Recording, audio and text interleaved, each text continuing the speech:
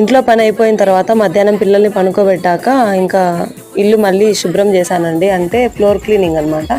అది అయ్యి కలింగర పండు కట్ చేసి పెడితే తింటారనేసి కోస్తుంటే అప్పుడే చిన్నది కూడా లేచింది, తింటుంది.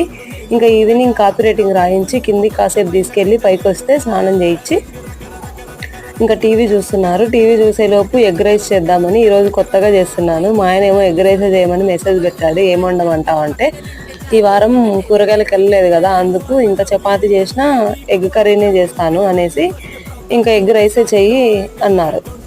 చూడండి మధ్యలోనే అది ఉడకకుండానే తింటున్నాడు దొంగపిలో.